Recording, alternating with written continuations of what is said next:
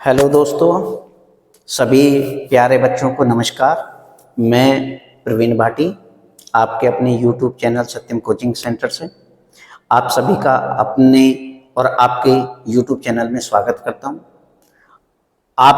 को सभी को मैंने पहले भी बताया था और आज मैं अपनी क्लासेस 3 अक्टूबर से कोशिश कर रहा हूं कि पूर्ण रूप से आपको लगातार अब क्लासेस दूं। और आप सभी को सबसे पहले मैं नवरात्रों के प्रथम दिन पर हार्दिक बधाई देता हूं और सभी से अनुरोध करता हूं कि इन नवरात्रों से कुछ अच्छा बेहतर आप प्रारंभ करें। तो मैं आपको मैथमेटिक्स की जो क्लासेस देने जा रहा हूं उसमें मैथ की पहले ही चैप्टर RS साकरवाल के अनुसार मैं कराने की कोशिश करूंगा, लेकिन उसमें आपको जितनी भी परीक्षाएं होंगी या हो रही हैं उन सब के मिश्रण के रूप में आपको क्वेश्चंस आपको यहाँ पे मिलेंगे और सभी क्वेश्चनों का मैं एक एक करके आपको बारी बारी से उत्तर दूंगा। लेकिन सबसे पहले मैं आप सभी को ये जरूर बताना चाहूँगा, कोई भी चीज़ स्टार्ट करने से पहले, वो क्या है, वो ये है कि मैथमेटिक्स आपको एक अभ्यास के रूप में करना चाहिए। जैसे कि जितनी बार मैथमेटिक्स में अभ्यास करोगे उतना बेहतर होगा।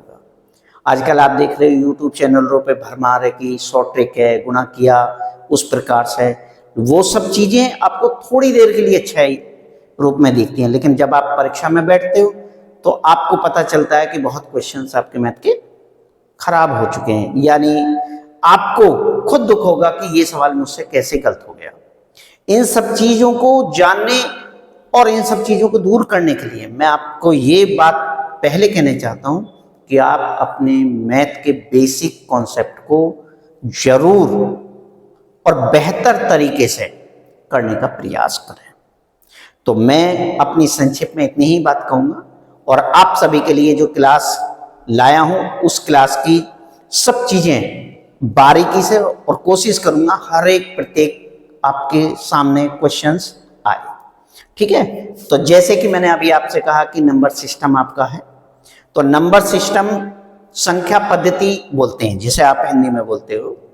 संख्याओं को कितने प्रकार से, आपको कितने टीचरों ने पढ़ाया या देखा होगा कि संख्याओं को कितने प्रकार से विभाजित किया जा सकता है।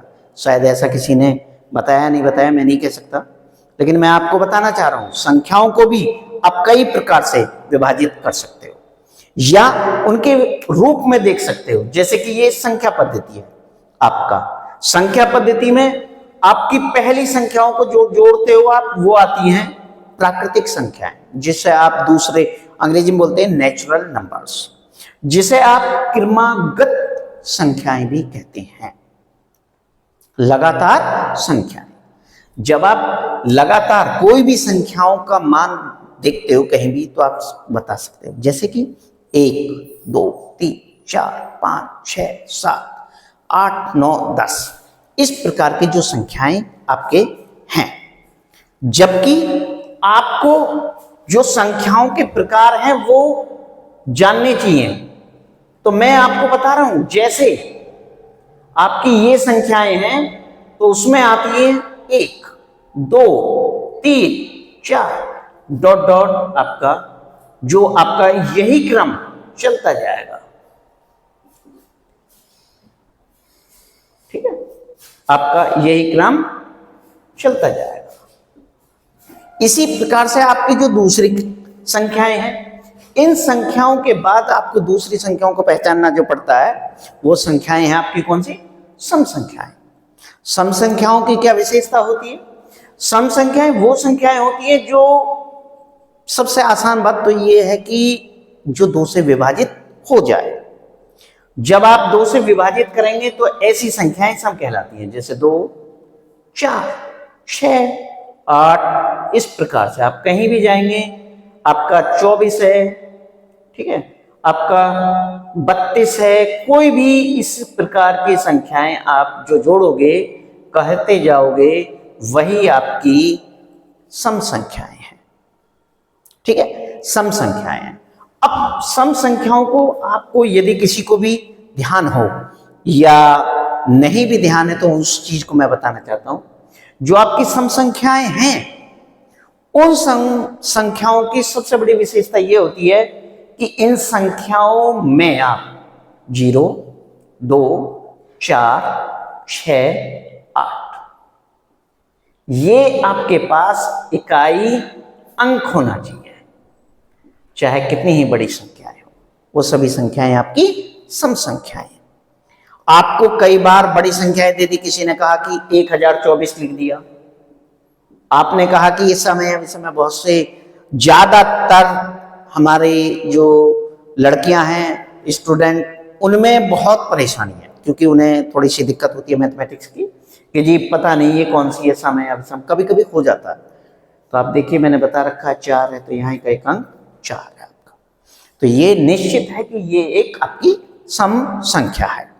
दूसरा, आपको एक चीज और करना है, 1, 2, 3, 4, 5 आपकी जो संख्याएं हम गिनते हैं वो 0 से लेके 9 तक जाते हैं, तो वो 10 संख्याएं बैठती हैं टोटल, जिसमें हम कह सकते हैं जिन संख्याओं के इकाई अंक पे ये 5 अंक आएंगे वो सम है, और जो शेष 5 बचे वो विषम संख्याएं हैं। अब बात आती है आपकी, मैंने बताया 2 चीजें आपको पास, क्रमागत कैसी, सभी लगातार संख्याएं, सम संख्याएं कैसी, जिनमें इकाई अंक 0, 2, 4, 6, 8 हो। ध्यान रखना इस बात को कि ये संख्याएं हो। अब बात आती है आपकी विषम।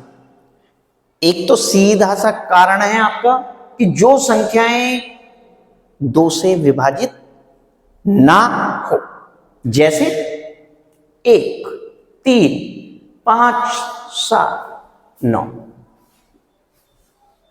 अब आप जाएंगे तो इसमें आगे भी बढ़ते चले जाएंगे, जैसे आपका 11, 13, यानी आप किसी भी प्रकार की संख्याओं के लिए जाएंगे, वो सभी संख्याएं आपकी कैसी हैं, वो सारी संख्याएं आपकी विषम संख्याएं हैं। इसमें भी आपको एक बहुत आसानी वाली बात मैं सिखा दूं, बता दूं, और वो बात क्या है, वो बात यह है जिन संख्याओं के इकाई अंक 1, 3, 5, 7 और 9 हो, वो निश्चित है आपकी वो संख्याएं विषम संख्याएं। आप यदि इसमें भी थोड़े बहुत कंफ्यूज हो कि भाई कोई दिक्कत है क्या है, आपसे किसी ने कहा कि 729 ये सम है या विषम है, आपको परेशानी होगी या कुछ भी, तो आप देख लीजिए इकाई के अंक पे 9 अंक आ रहा है, तो निश्चित हो गया ये कैसी संख्या है आपके पास, एक विषम संख्या है। ठीक है, आपकी जो विषम संख्याओं की बात है वो मैंने बता दी कि 729 इसमें इकाई का अंक 9 है, तो जिन संख्याओं के इकाई अंक 1, 3, 5, 7, 9 हो वो विषम है, चाहे कितनी बड़ी संख्या हो आपके पास। जिन संख्याओं के इकाई अंक 0, 2, 4, 6, 8 हो वो आपकी सम संख्याएं हैं। आप कहीं तक भी जाएं, आदि सम संख्याएं होती हैं, आदि विषम संख्याएं होती हैं, लेकिन एक नए प्रकार की संख्याएं जोड़ दी गई हैं और वो जोड़ी गई हैं अभाज्य संख्याएं।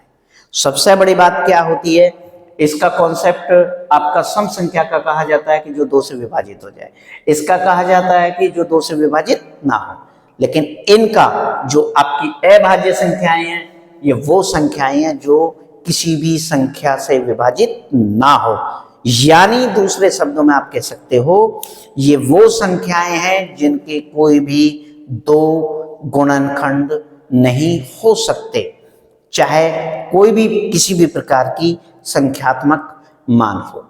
जैसे इसमें एक विशेषता होती है कि ये इसमें 1 नहीं आता, यानी कई बार बालक गलती कर देते हैं, कोई उनसे अचानक पूछता है सबसे छोटी अभाज्य संख्या, जैसे मैं आपको पढ़ा रहा हूं तो आप तुरंत मन में सोच रहे होगे कि 1 होना चाहिए, नहीं, इकाई अंक या सबसे छोटा अभाज्य जो अंक है वो 2 है।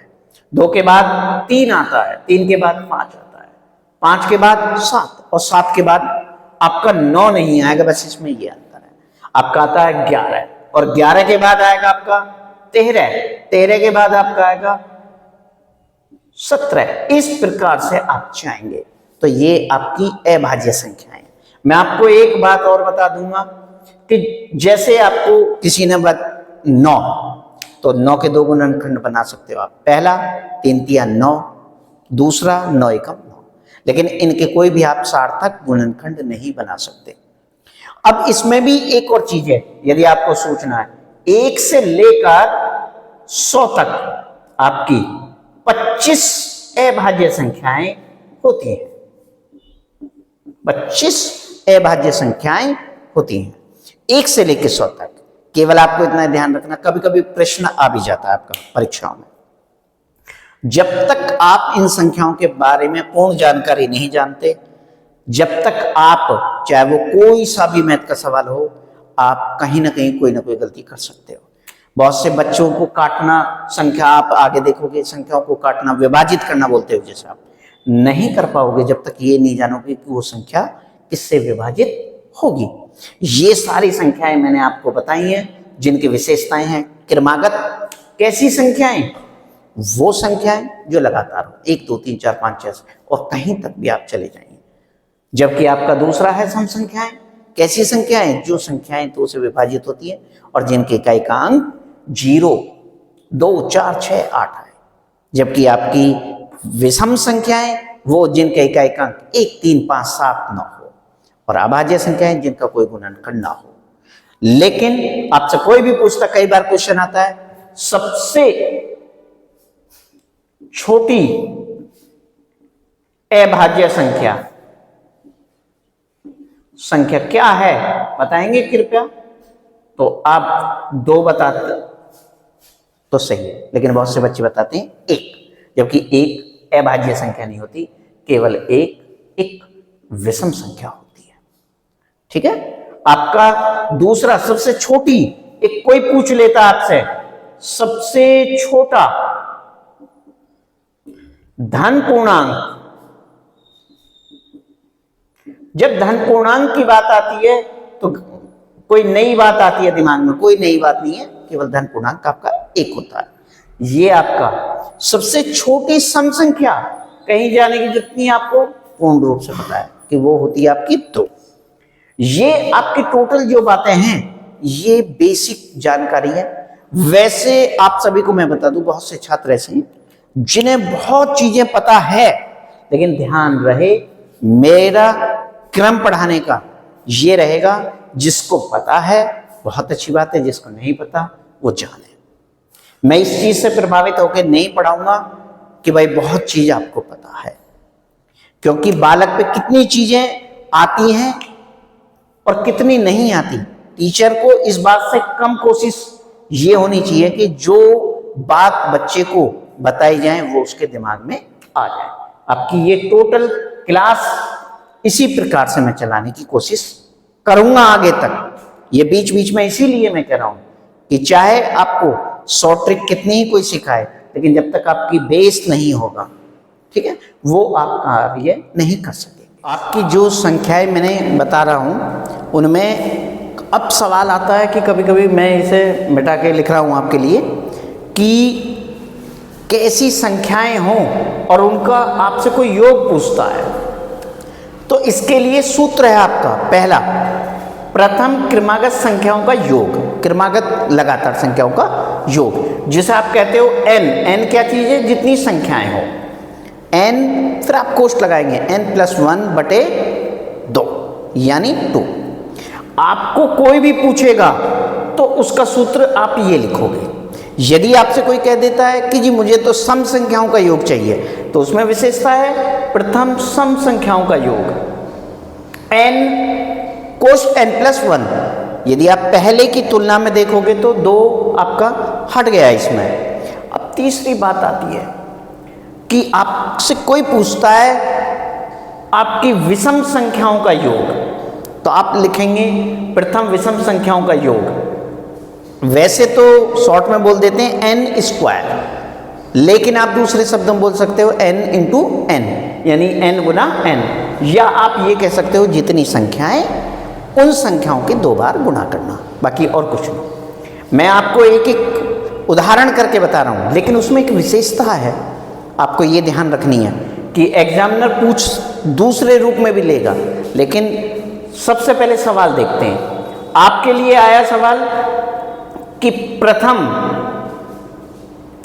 1 से लेकर 50 तक की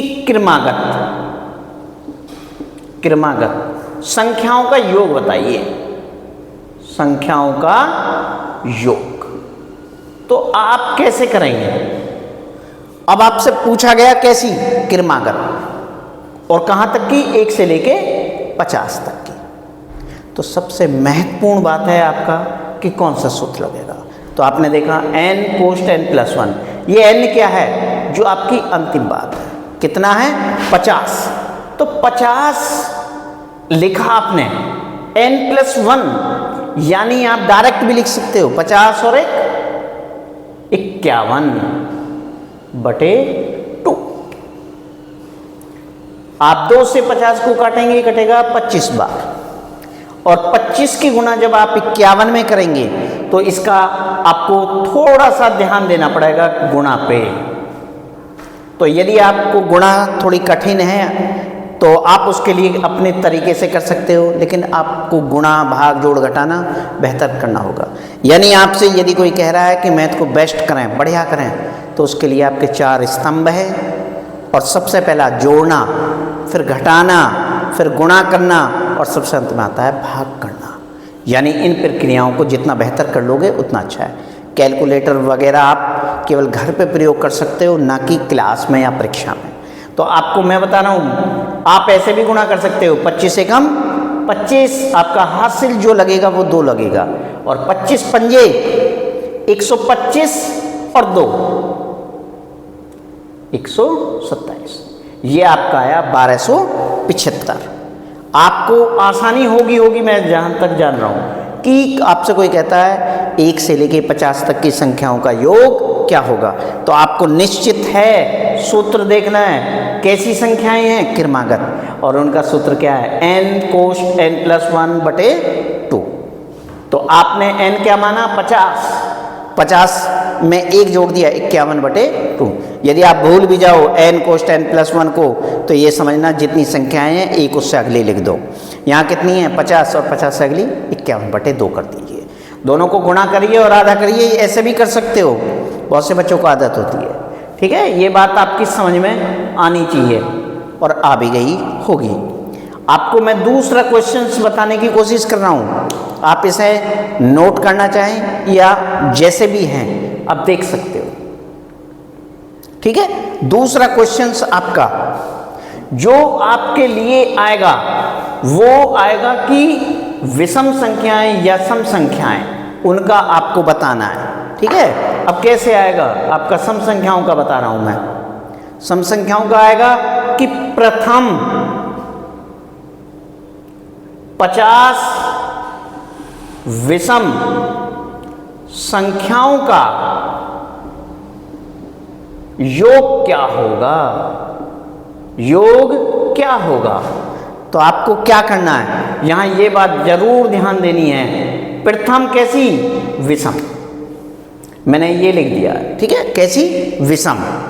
आपको मैं बता दूं, विषम संख्याओं का मैंने सूत्र लिखा है n कोष्ट n इंटू n या n स्क्वायर। तो आप क्या काम करेंगे? n क्या है? 50 गुना, क्योंकि दोनों सेम हैं 50। आप पे 50 की गुणा नहीं आती, कोई बड़ी बात नहीं है। आप केवल एक काम कीजिए, ये 2 जीरो एक तरफ रख लीजिए, लेकिन आप पे 5 की गुणा आती होगी, और 5 25, आपका उत्तर आएगा 2500। ये आपकी इस सवाल का उत्तर है। देखिए, ये बात जरूर ध्यान रखना है कि प्रथम 50 विषम, क्रमागत में फर्क नहीं पड़ता आपका, लेकिन इसमें फर्क पड़ेगा। यदि आपसे कोई चालाकी भरा सवाल पूछेगा तो एक शब्द इस्तेमाल कर सकता है, मैं उसे भी यही बता रहा हूं आपके लिए। वो कहेगा आपसे 1 से लेके 50 तक,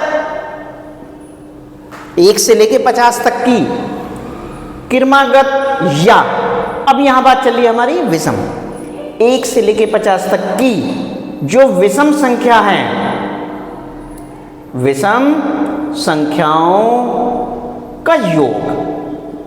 ध्यान रखना क्या बात आई है आपका, लेकिन इसमें और इसमें अंतर है। यहां प्रथम 50 की जगह आ गया आपका 1 से लेके 50 तक की। अब आपको क्या ध्यान देना है, क्या करना है? यदि इस प्रकार से सवाल कर दिया तो आपका गलत है। अब आपको ध्यान देना है कि 1 से लेके 50 तक कितनी संख्याएं ऐसी हैं जो आपकी विषम हैं। तो मैंने ऊपर पहले ही बताया, अभी थोड़ी देर पहले, कि कहीं भी संख्याओं को रोकें, आधी संख्याएं सम होती हैं और आधी विषम। तो 1 से लेके 25 तक, 1 से लेके 50 तक की जो क्रमागत संख्याएं होती हैं उनमें 25 सम होंगी, 25 विषम होंगी। तो मुझे लग रहा है यहाँ आप 25 संख्याएं लेंगे और 25 में 25 की गुणा करेंगे, 625 आपका इसका उत्तर आएगा। सवाल दोनों दिखने में समान है लेकिन दोनों सवालों में बहुत बहुत अंतर है। ठीक है, ये बात ध्यान रख लीजिए। मैं एक अगले पॉइंट की और बात कह रहा हूँ, फिर उसके बाद मैं आपको थोड़ा सा आराम से बात कहने के लिए मौका दूंगा, और वो क्या है? प्रथम सम संख्याएं। ठीक है, ठीक है, आपको बात समझ में आ गई होगी। यदि आप देखते हो कि प्रथम कितनी 50 विषम संख्याओं का, लेकिन यहाँ क्या है 1 से लेके 50 तक, तो किसी भी प्रकार की कोई भी संख्याएं हो उनको आप इसी प्रकार से करेंगे। अब आपकी दूसरी चीज़ है, और वो क्या चीज़ है मैं आपको बता रहा हूँ। तीसरी चीज़ मैंने अभी बताई थोड़ी पहले कि सम संख्याएं। आपसे फिर कहेगा कि आपसे कहा किसी ने कि प्रथम 40 सम संख्याओं का योग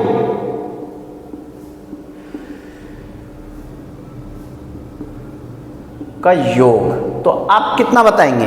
तो आपको पहले सूत्र देखना, 1 से लेके 40 तक की या कैसी हैं। तो उसने कहा प्रथम 40 सम संख्याओं का योग। तो आपने सूत्र देखा n कोष्ठ,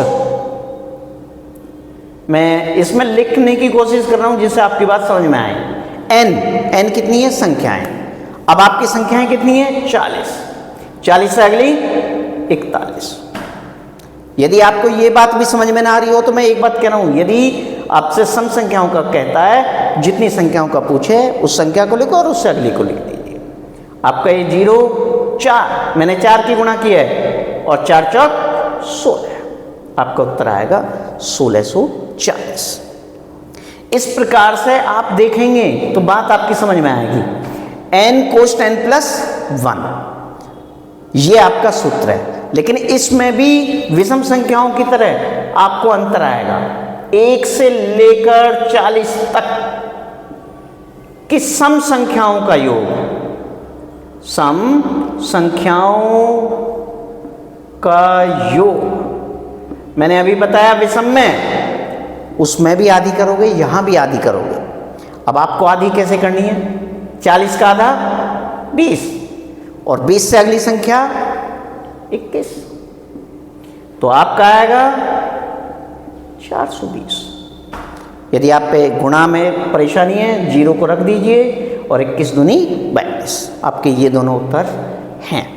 ये बातें आपकी समझ में आ गई होगी, तो ध्यान से समझ लीजिए। जब भी आपसे कोई कहे प्रथम संख्याएं बोले तो उसे सीधा कर देना, चाहे वो सम हो चाहे विषम हो। और यदि 1 से लेके 50 तक या 1 से लेके 40 तक सम या विषम, तो निश्चित है कि आपको आधी संख्याएं करनी होगी। ये आपको पूरी प्रक्रिया में समझाने की कोशिश कर रहा हूँ, बताने की कोशिश कर रहा हूँ, और आपको समझ में आनी चाहिए। इसी चीज़ को ध्यान में रखें, मैंने आपको बारीकी से बताया। देखिए, सबसे ज़रूरी चीज़ है, ये चैप्टर ऐसा है जो चैप्टर आपके पूरे गणित में कहीं ना कहीं प्रयोग होगा। पूरे ही मैथमेटिक्स में इस चैप्टर को कभी भी कमजोरी में या कभी भी हल्के में लेने की कोशिश ना करें। ठीक है, ये बात ध्यान में रखें। आपको मैं इसी चीज़ को बताने की कोशिश कर रहा हूँ। अब आपका कुछ सवाल आते हैं आपके जातीय मान, स्थानीय मान, इस प्रकार के। तो जब आप उन्हें करते हो तो उनका मान क्या आएगा, कैसे आएगा? तो स्थानीय मान और जातीय मान 2 प्रकार की संख्याओं के मान होते हैं। एक होता है जातीय मान और एक होता है स्थानीय मान। ठीक है, ये दोनों बातें कहीं ना कहीं आपके लिए अलग है। पहली जो बात आ रही है वो आपके पास आ रही है जातीय मान। आपके पास सपोज कीजिए कोई भी संख्या है, मैंने लिख दिया आपको 37,542, 3, 7, 4 या 5, 2 इस प्रकार से। अब आप इसमें देखेंगे जातीय मान। आपसे पूछा जाएगा परीक्षा में या कहीं भी कि 7 का जातीय मान क्या होगा, तो आपका जातीय मान होगा 7। आपसे इस संख्या में पूछता है कि जी 3 का जातीय मान 3, आपसे पूछा 5 का जातीय मान 5, 4 का जातीय मान 4 और 2 का जातीय मान 2। तो आपने क्या देखा? आपने देखा जातीय मान का मतलब होता है किसी भी संख्या में किसी अंक का जो मान है वही जातीय मान है। दूसरा मैं आपको कंफर्म बात करा दूं, जातीय मान केवल आपके 9 ही होते हैं, 1 से लेकर 9 तक का, और या 10वां आप अंक जोड़ सकते हो 0, उनके यही जातीय मान होते हैं। अब स्थानीय मान की बात आती है, आपका दूसरा जो बात आती है क्या आती है? स्थानीय मान। स्थानीय मान में मैं यही संख्या लूंगा 37,542।